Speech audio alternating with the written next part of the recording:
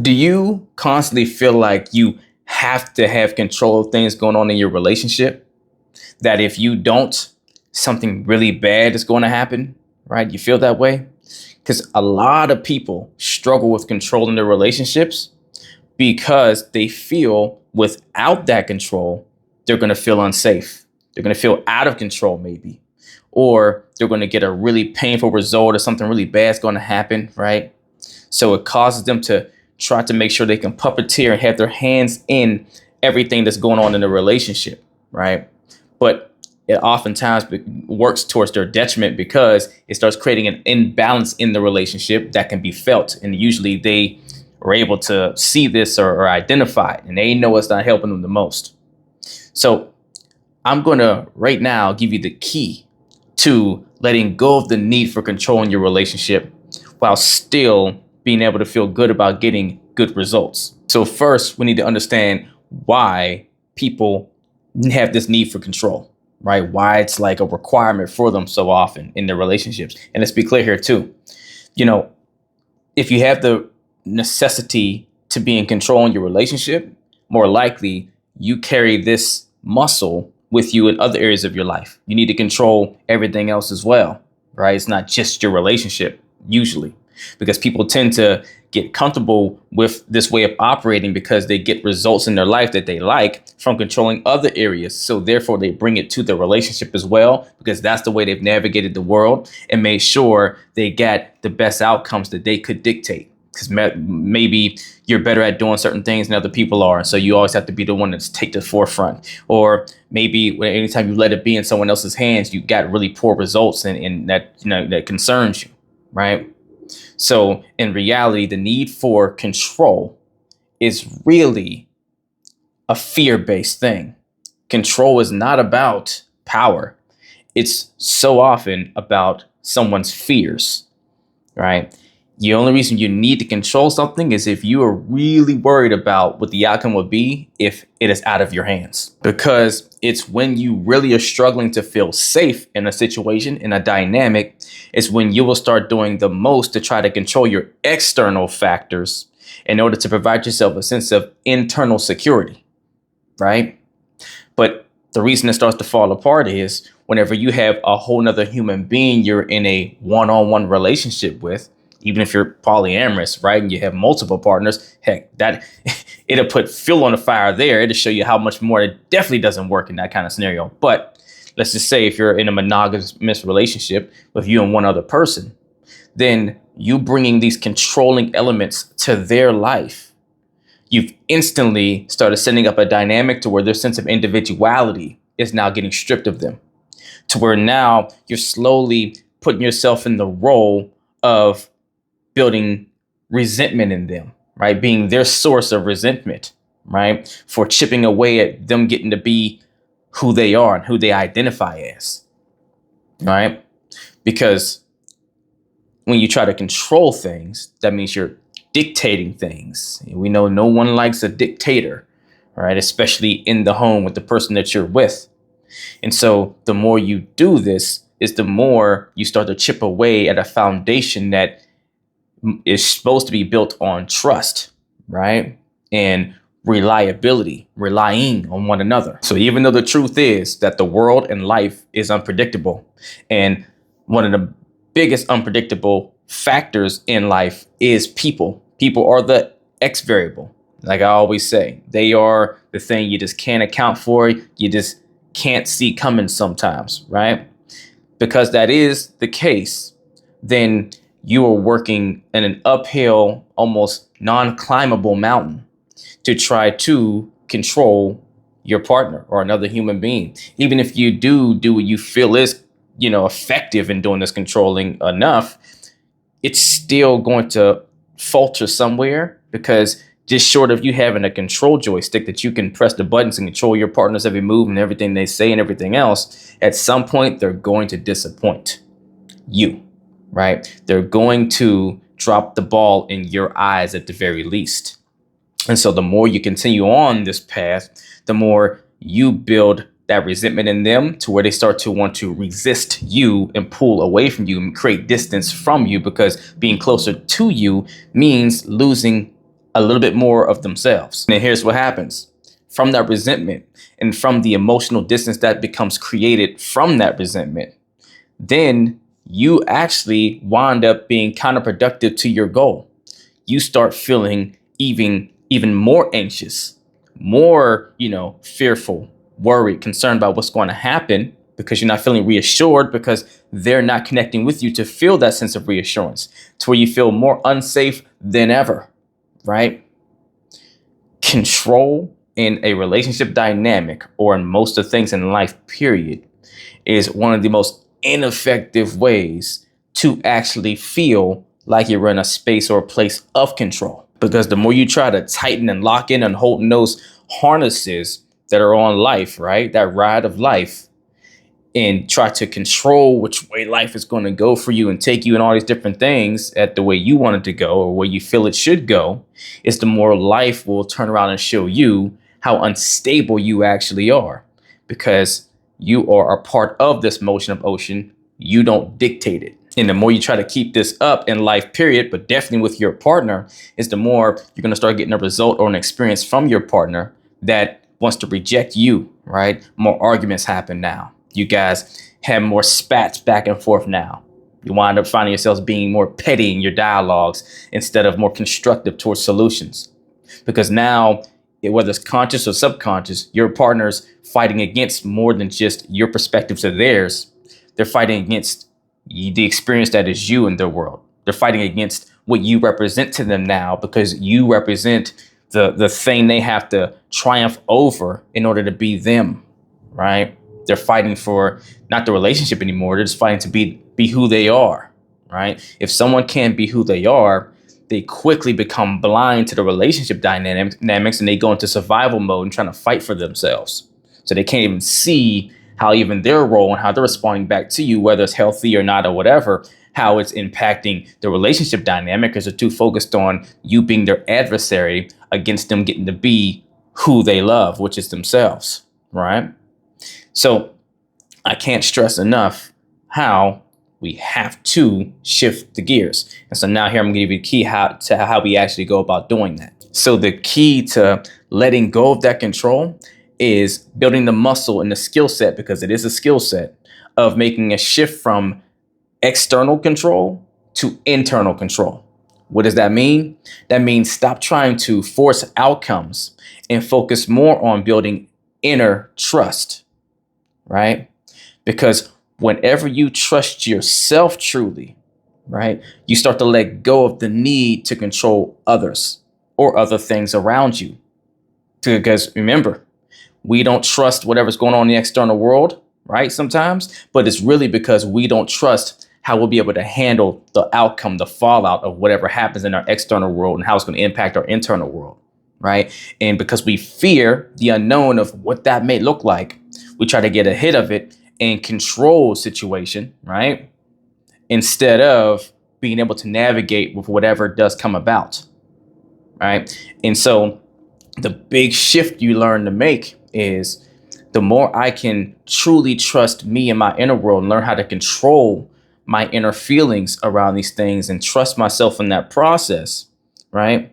The more you start becoming that, the more life starts working in your favor when you let go of the necessity to try to control everything that life is doing.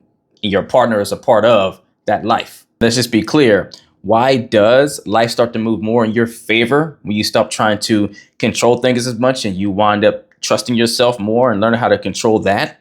Well, it's because you start changing your perception of life in the world, and it starts working in your favor more, because you start seeing certain situations that maybe aren't going ideal the way you would prefer it to. It's just opportunities to turn it to what you want it to, because you're more malleable now.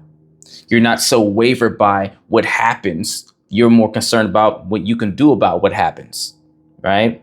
As far as trying to get ahead of things going on.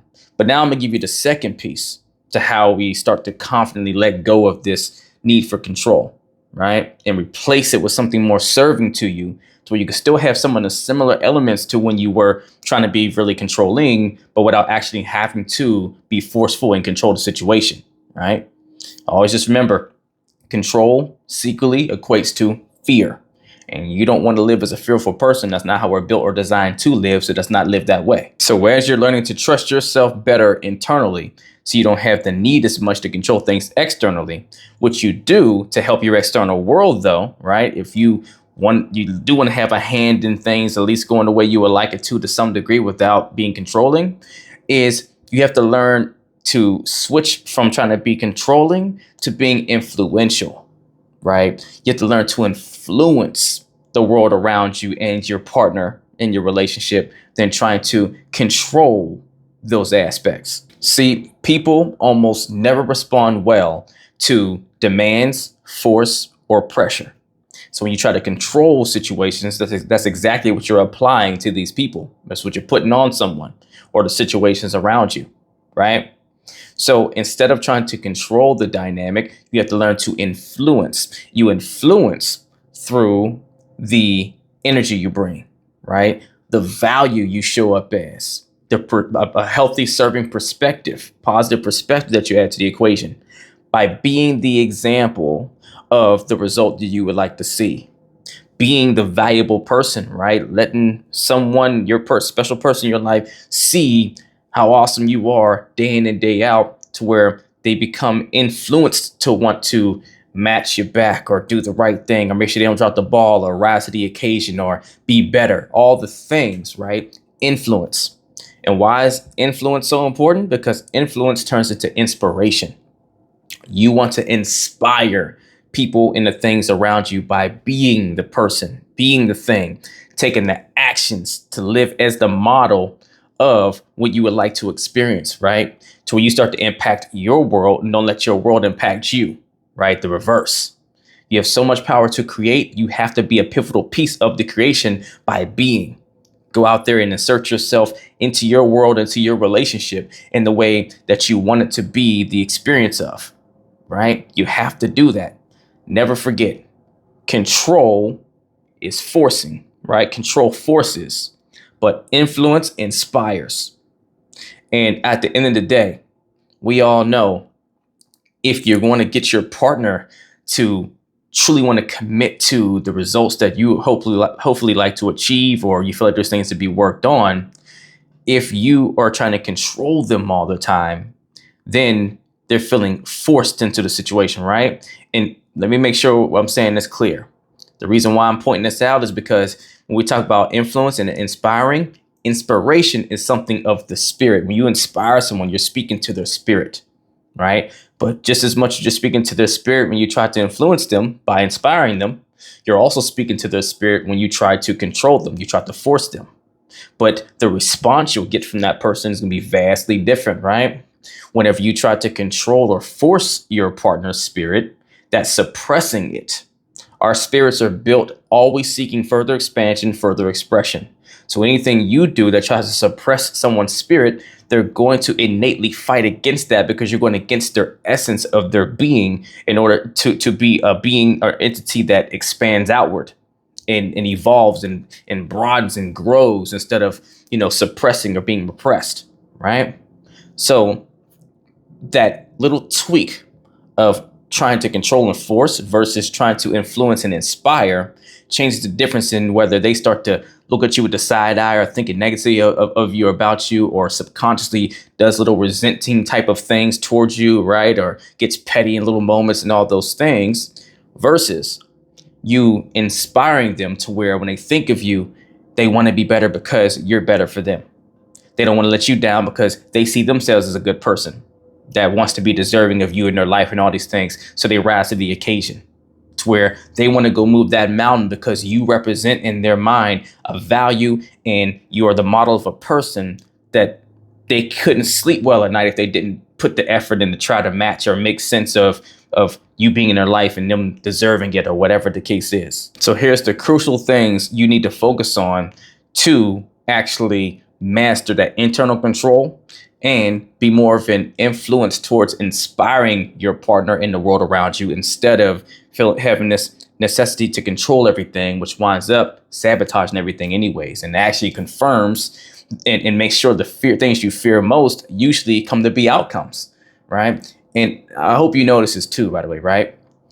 Fear is something we're not supposed to live through, right? Yes, it was been given to us as a core wiring to make sure we don't get harmed out in the wild and everything else. But once you come into enlightenment and wisdom, you shed fear and you move through intelligent faith, right?